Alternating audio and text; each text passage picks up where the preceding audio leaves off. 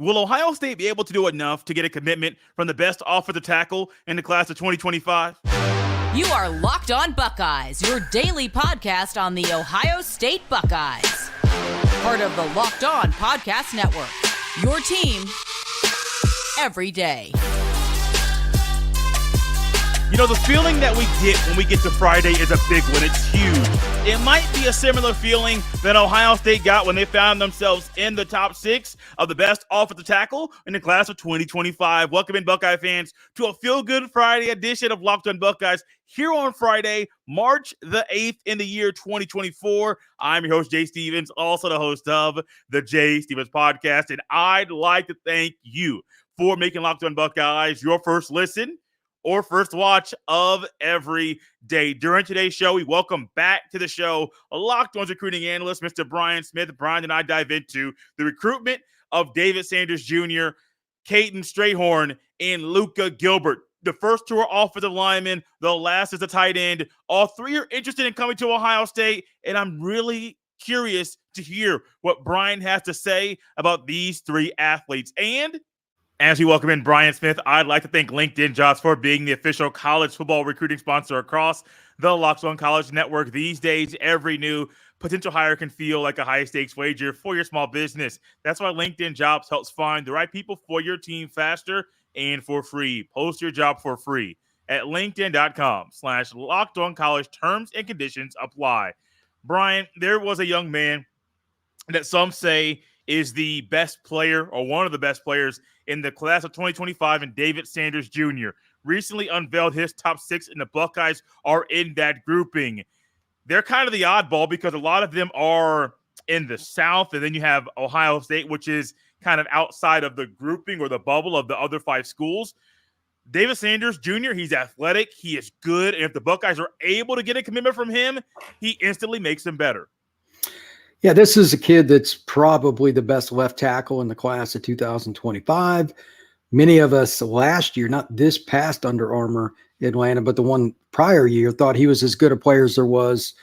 Just incredible athleticism. I think he was 280 or so last year. I'm not sure what David weighs now.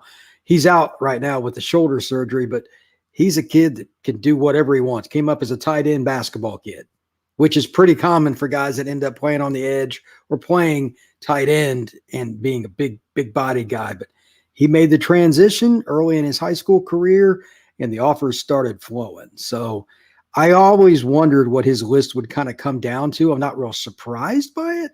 I just read an article about him, and he said that the one school he doesn't know much about amongst his finalists is Ohio State, and he wants to spend some time up there and kind of figure it out because he's open-ended. He really doesn't know.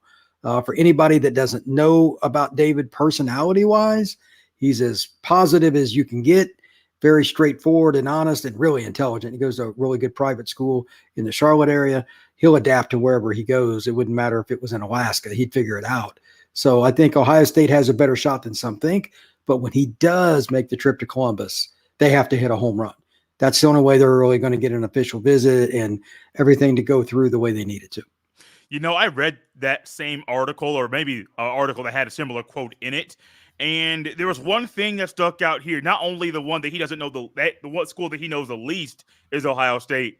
The one school he has not visited really that much at all is Ohio State. Right. When you are a big person that believes, and I believe it as well, your actions are one thing. Your words are one thing, but actions speak louder than words. The fact that he hasn't been to Ohio State, hasn't been there as much as the other 5 schools, and those other schools are Georgia, Clemson, South Carolina, Tennessee, and Alabama. That kind of tells me right now, if there's a group of 6, the Buckeyes are in the 6th spot because he hasn't spent that much time in Columbus.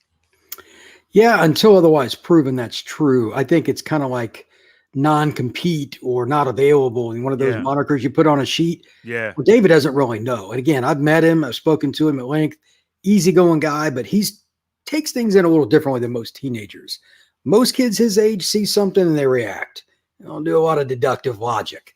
David's been around the right people because he's more advanced mentally and looks at things from a broader perspective, and it'll benefit him. When he does get up there, and I'm sure he will, he might as well take the trip. I'll be curious to see what he says because let's be honest, the Midwest and the Deep South are totally different. Charlotte, not as much. But like compared to like where Clemson's at, the culture, Clemson and Ohio State are polar opposites. But he grew up a huge Clemson fan. So, I mean, there's all kinds of different little nuances to his recruitment. How much does it play into it? I'm not sure even David knows at this point. You know, when I think about a guy in high school, I try to figure out and think about what will his frame be like when he's at the next level. People that listen to the show and know when Brian comes on, I'm probably going to be the one to first talk about the frame and if he's going to be able to put on weight, how much weight that young man might be able to put on or might have to put on. I think David Sanders, though, his frame, 6'6", I saw listed at 270, could be 280. He carries it very well in whatever school he goes to, Ohio State or one of the others that's listed, or maybe someone that's not listed here. If he has to put on 30 or 40 pounds, Brian, I believe he has a frame to do that, and I think that's what he will have to do to play left tackle at the next level. I think that'll take its course over a year or so. He's pretty thin, as awkward as that statement might sound. Yeah, it at is. 270 plus, I believe he's probably 280 or so now. But again, he had a shoulder injury, so he hasn't been lifting. So he probably dropped some weight too. Yeah. That'll come back in the fall when he starts lifting again. But it's not a big deal because he's been a basketball kid. He's played different sports. When he just concentrates on the game of football and he concentrates on it 12 months of the year with different kinds of levels of nutrition. Think about the difference between Ohio State and nothing against Charlotte Christian Day or whatever it is that he's at. I forget which school it is, but like, yeah, that's, they've got nutritionists at Ohio State. It's just different. They can tell you what time of day to eat it down to the minute. So, I'll put in the good word for them. They'll get him up to 310, 315, and he'll be just fine. I think he will be as well. Last thing here, this is going back a little bit. A guy who used to play left tackle at Ohio State in Paris Johnson Jr., who was athletic and was very versatile. I'm not saying that David Sanders Jr. and Paris Johnson Jr. are like, that's a player comp for him. I'm not going that far. But how does his athleticism compare to Paris Johnson Jr.? Because he was an athletic guy at left tackle, but also very versatile, and he could play different positions along the offensive line. I would say Paris is more powerful at the same stage because we're talking about two different body types at that. Like he knew for a long time, I'm going to be an offensive lineman. David, I think from what I was told by people around him, one of the guys that was at his school was there at the Under, like, hey, we told him when he was 7th, 8th grade what he was going to be, and he didn't want to hear it, which almost nobody wants to hear they're moving to offensive line. No. When they're a skill guy, they never want to hear that. When he finally accepted it, it was like 2 years later. They told him like 7th grade, 9th grade or whatever. He kind of figured it out. But anyway, he's probably a little bit smaller framed. Like I think Paris could carry 350 probably. He's just one of those massive guys. But it's okay. It's not the size, it's the feet, man. Yeah. If you look at good pass protection, Anthony Munoz or any other guy that has ever played football and been a Hall of Famer, what did they have? Tremendous feet. And watching David, like when he would run the 40 or any of the agility drills that he did, or just watching his huddle film, it's more fun to watch him blocking on a screen, which is weird. I usually don't care about that much. But he's out there like a tight end, but 280. He's an NFL tight end playing offensive tackle in high school. That's kind of how I look at it. His agility is very, very unusual, and it looks natural when he runs. He's not in sections like when he runs down the field. So I think that's the more important thing to look at, and he's kind of his own category. We don't get many kids like this. The only other guy recently I can think of super successful, about to make millions of dollars, is Joe Alt. He played tight end. Yeah. Similar deal. He was like 250, 260, getting ready to go into his senior year, and he hit another growth spurt. And by the time he got to Notre Dame, he was like 6'7" and a half, 300. He ended up combine just over 6. He kept growing. He ended up being over 6'8". So some guys just grow differently. And I think Sanders is a little bit more of a late bloomer in that regard, but it's going to pay him well in the long run. There's another young man that's an offensive lineman that's trying to narrow down his recruiting list and put Ohio State in his exclusive group as well. We'll dive into that next on Locked On Buckeyes. This episode is brought to you by Fire TV. Fire TV is your destination for sports, from live games to highlights to in-depth analysis. Fire TV offers amazing viewing experiences with smart TVs, as well as a Fire Stick that you can plug into your existing TV that provides access to millions of movies and TV episodes, as well as free and live TV. Whether it's opening weekend for baseball or the college basketball tournament, you're going to want to have a Fire TV. Fire TV recently created Fire TV channels to deliver a constant supply of the latest videos from your favorite sports brands, all for free. That includes all of us at Locked On and most of the big pro leagues and college conferences as well. Fire TV lets you dive into all of the game analysis, highlights, and more to keep up to date on the latest in the world of sports, March Madness, NBA, MLB, and lots more. Not to mention great news, entertainment, gaming, travel, cooking videos as well. Check out Fire TV channels on Fire TV and Alexa devices. If you haven't checked out Fire TV channels, you should. Trust me on this. To learn more, visit www.com/LockedOnFireTV. This episode is also brought to you by our friends at Billiards Plus. Billiards Plus has the best selection of pool tables, game tables, shuffleboard tables, and more. Billiards Plus also has more cues than anyone in Ohio. They can fix your billiards woes in their shop that is on site. They are truly the class of their field. Everything you need for in-home and backyard entertainment is at Billiards Plus. And the grills, whether you like charcoal or gas or wood-fired, Billiards Plus has a perfect setup for all grillers. They are family-owned and operated, and when you talk to the staff at Billiards Plus, you know you're talking to an expert who won't steer you wrong. No matter the season, Billiards Plus has you covered for all your indoor and outdoor entertainment needs. Kenny, Sarah, and the whole staff will always go above and beyond to give you the best customer service in the industry. Billiards Plus. Visit their showroom on Dublin Central Drive in Dublin. Brian, I know you moved away from Florida, but we always find a way back inside the Sunshine State. The next guy on our list is Kaden Strahorn. He's an offensive lineman, 6'3", listed at 285 pounds on one recruiting database. Recently unveiled his top 12, and I don't normally buy into a lot of the top 12 because it says, hey, I'm putting this list out there.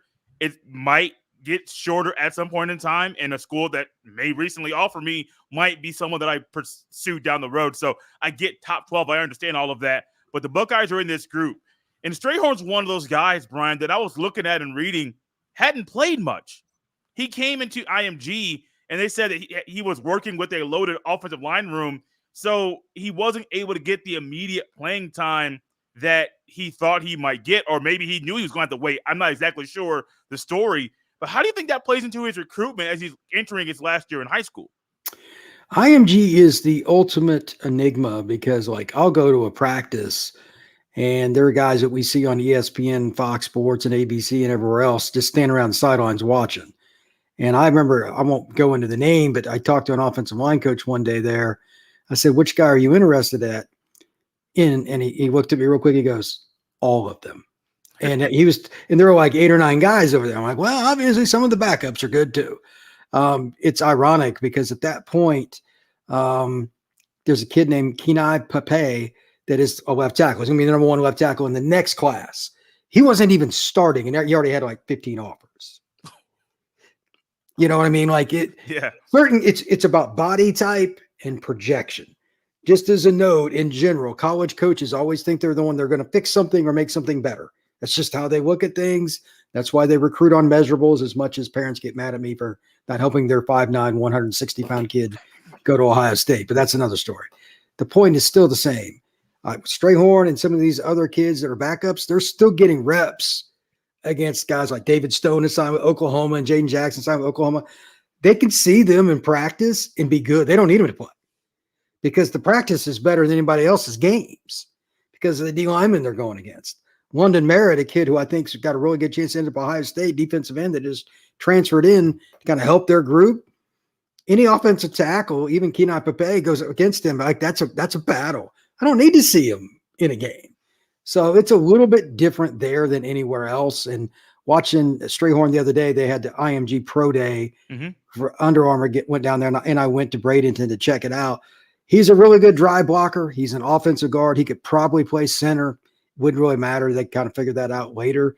And I can see why he has an extremely high-level offer list. Ohio State and some of these schools involved. Miami's on it and some of the Georgias and of the world, et cetera.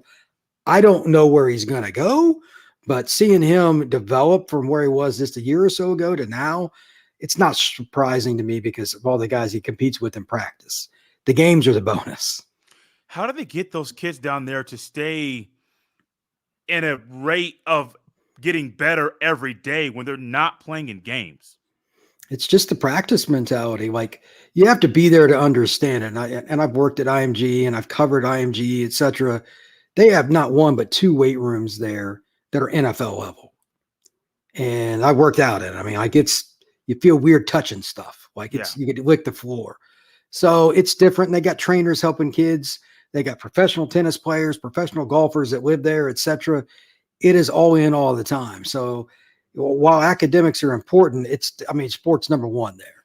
You go there, you're a different mentality. And I think everybody kind of feeds off each other and they push each other. So there's a lot of player-led movements, and that helps them. And then they do have coaches like Hegman that's played with the Dallas Cowboys, the offensive line guy. You know what I mean? Like, if you got that guy helping you, it's going to help your offensive line. And they got other guys too. They're really good coaches around the line too. So it's different there all year round. So even when a kid isn't starting, he's probably getting better than most of the kids around the country that are starting in another program. That's a good way to look at it. I am going to go back to something kind of we touched on with like the previous one with David Sanders talking about the grouping, the schools in this group. But this young man I saw was from Detroit, a Midwest kid, which makes it no surprise that he's high on Michigan and high on Penn State, high on Michigan State, high on Ohio State. Penn State's more East Coast, but you're still getting that Midwestern feel a little bit with all these schools, especially with them being general 3 of the 4 really powers in the Big Ten. Michigan State's kind of gotten good, then fallen off. They may get back to that level down the road. But do you think because you know him, I mean, I'm sure you talked to him. Do you think there's a sense from him that he might want to play college football in the Midwest? There's a possibility of it. The thing that's interesting about IMG with recruiting is like one parent or one coach or whatever will get a van and just take a bunch of kids to a school. So the 4 primary in-state schools, UCF, Miami, Florida State, get a ton of visits. And the kids kind of get acclimated to that. But then sometimes a kid like Carnell Tate, who's from Chicago, goes down there, then he goes to Ohio State. So it's random. But if he only had Ohio State on his list or only had Michigan or Michigan State, I'd be less likely to see him there in the long term. I'm more inclined now to think this is just as easily going to be a Big Ten school for him as it is an SEC. And most of the kids, quite honestly, want to play in the SEC nowadays. So I think there's a pretty good chance he could go to any of the schools on that list, but Big Ten's just as likely. You know, I don't blame him. I really don't. The SEC, I know this is a show for school in the Big Ten. But Brian, I've said it on here before, and I'm not going to shy away from it. I don't blame them. If I was a recruit right now, if I have an offer from the SEC, I think that would be heavily weighted on my mind because they put guys into the NFL at multiple schools inside that conference. You get really top-tier coaching. The Big Ten's not what it used to be, so I don't blame youngsters if they're higher on an SEC school. Strahorn, though, I know he hasn't played much, but where do you think he can get better? Probably in pass protection. That's the easiest thing to talk about. When I was watching him in drills here recently, he can dry block all day. Pass protection is just hard. He's not the longest arm guy. He's an interior. A 6'5" defensive tackle could give him some problems. So the best way to acclimate to the pass protection is just technique. That's the only thing you can do. You can't make your arms longer. So other than that, I think he just needs to get bigger and stronger. He's not where he needs to be by any means. And maybe another 20 pounds and he'll be okay. His younger brother, who's 1 year younger, same kind of deal. He's a kid that's going to be highly recruited. So I think it's the same thing over and over. It's just development, sticking with your players around you and the coaches. He'll be fine, but get a little better pass protection. You know, that pass protection conversation is one that I think would go for any offensive lineman. Sanders, the same thing. It doesn't matter if you're the number 1 player in your position or if you're number 50. It doesn't really matter. Getting better pass protection at the next level is going to be a 2-3 year project, maybe 4-year project, because you're going up against guys that are big, that are fast, that are strong. Emphasis on that strong part because it's a whole lot different from when I know IMG is one thing, but even going to the high level at Ohio State or Georgia or Alabama or Miami or any of these schools that he's going to commit to, it's a lot harder and different. So I like that pass protection conversation. It's not just for this young man we're talking about. I would say that about any offensive lineman. getting better at pass protection, your feet, your hands, your movement, that would go for anybody that plays a position. Yeah, I think it's part of the process for everybody in college football now. Everything starts with the feet. The punter, the field goal kicker, the quarterback, the tight end. Your feet have to be the basis of why you are good. And if it's not, then chances are you haven't even come close to maximizing it. Strayhorn's got good technique because he's at IMG, but can he get quicker? Sure. More squats, more hand cleans, better diet. There's all kinds of ways to make it work. And again, that'll take care of itself once he reaches the collegiate level and he has a dietitian and he has a strength coach around all the time and he can hit up with questions on text and stuff. But he's going to be a good player. Ohio State would do well to get him, and so would anybody else on his list. I'm right there with you. Got one more player on our list. It's a tight end who's planning on visiting Ohio State during spring practice. We'll dive into this talented young man next on Locked on Buckeyes.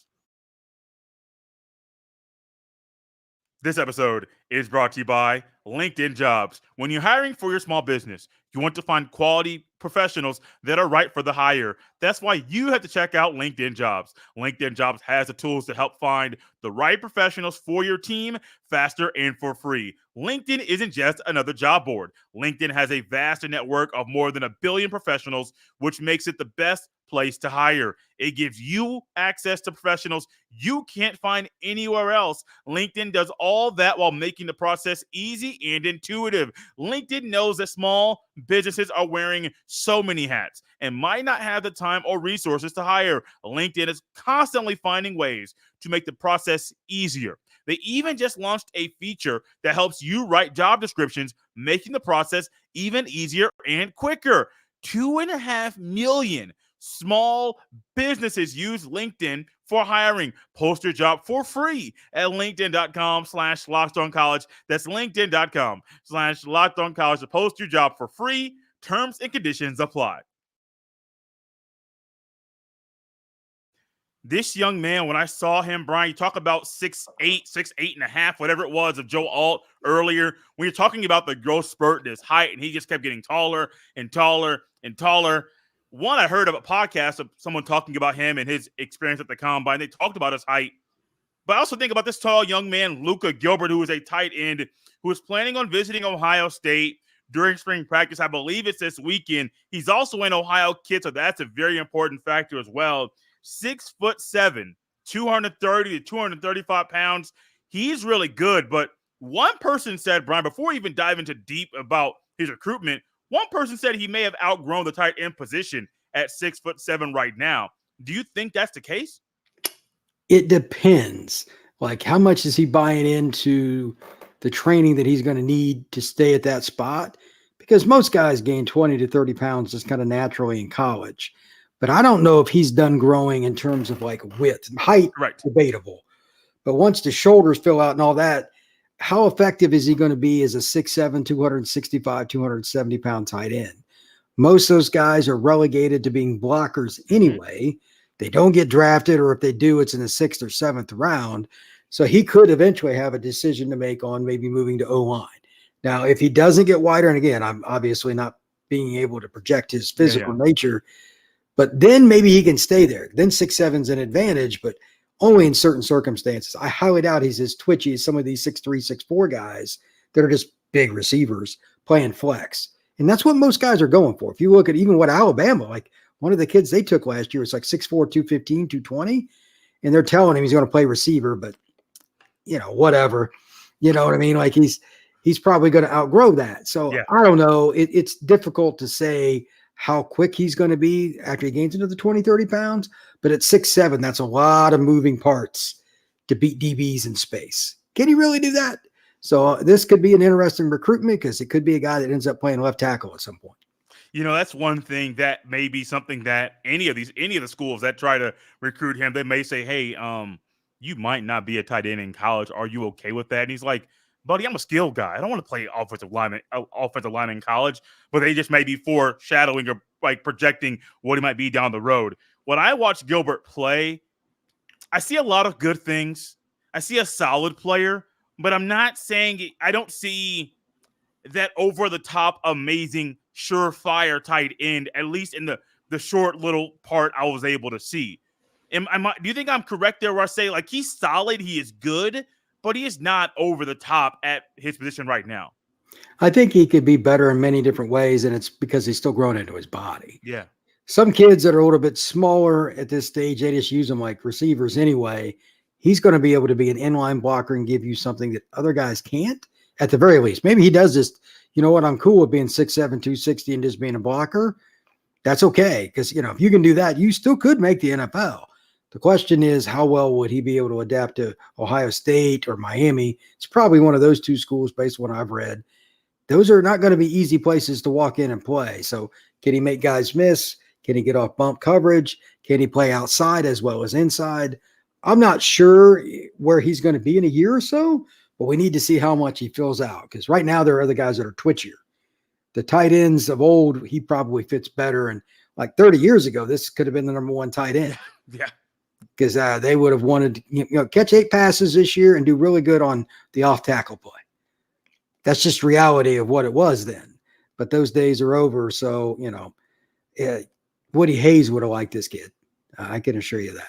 Liked him a lot. I was not trying to compare and say they're the same player, because I don't feel like that's a proper way to view this. But I do kind of think about a tight end we talked about previously in the same recruiting class in Brock Schott. I would like Schott better in Ohio State's offense under Chip Kelly than Gilbert. I think Gilbert, if he gets up to 250 once he's in college, I think that's more of what Ryan Day would traditionally want from the tight end. But I think part of me thinks Chip Kelly's going to add a few wrinkles at the tight end position, have a little bit more of an athletic guy at tight end. And I don't know if Gilbert's going to be that guy. I think it's more of a stylistic and scheme thing with him, and more of what I think Chip Kelly might do with the tight end than what we've traditionally seen. Because, hey, if he's just a 260 blocker, Ryan Day could use him. But I think Chip Kelly realizes the Buckeyes haven't used the tight end properly, and Brock Schott might be a better get for the Buckeyes for the future of the offense than Luca Gilbert. I'm not trying to be someone that's being negative on a guy we're talking about, but I'm just trying to be realistic and provide what I think might be the best fit for the Buckeyes offense. If they're going to go tempo a lot, and I assume they're probably going to do that. I believe they are. You can use either one, but sometimes you can run 12 personnel, 1 running back and 2 tight ends, and still go tempo, because you put the other team in a box. Yeah. You got to pick. Okay, you're going to go with your big personnel, or you're going to go, how are you going to do this? And then you try to go fast where they can't sub. I mean, that's the game. There is no specialty to it. There's no secret to that. If you get a guy in there and they can't guard your other tight end, that's a problem. So you got to put more people outside, and then your big tight end can help you block in the run game on the inside. Like, it's a nightmare. Offensive coaches have the advantage. I'm curious to see what they do too. Does Ohio State have the blockers this year to do what they want up front? Maybe, maybe not. They probably weren't as good last year as they probably needed to be, but adding more tight ends that are powerful might be something they're looking at to help that too. That's a part of it, like especially if you're going to run outside zone, and Chip Kelly's an outside guy. So maybe having one blocker like that at least every other year is a possibility. I'm curious to see how they recruit, just like you are, with Chip now a part of the fold. Last thing here, Brian, for you. You mentioned Miami, Ohio State might be more of the leaders in the clubhouse for this young man's recruitment. Do you think the Buckeyes have the upper hand over the Hurricanes right now? I don't know if I would say that. I mean, he's going to go visit Miami a couple of times. Miami, they need help at tight end. They only had 18 catches last year at their tight end position. It was bad. The main guy was hurt for most of the year, and the guy that ended up starting is a guy that's been around a long time, but he's not a great pass catcher. He's a power guy. So they were in a bad spot. They got some younger tight ends, but they're going to lose one or both of their key guys after this season. So they're kind of in an advantageous position to recruit kids. I'm curious to see what he does or anybody else, because Miami wants at least one in every class, kind of like Ohio State. The offense really isn't that much different with Shannon Dawson being the OC down there. They're going to run some huddle and do some things. Cam Ward makes it pretty easy to run whatever offense you want. I'm curious to see what they do with the tight ends this year, because that might be a selling point. Even if they didn't get this kid and they got somebody else, maybe they come back around or whatever, because I think the tight ends are going to get the ball out, and Miami will circle back to some other guys they like. Love having Brian on the show, guys. You can follow him on X at FBScout_Florida. You can follow me on the same platform at JStevens07. This has been Locked On Buckeyes here on a Friday. We'll see you next time.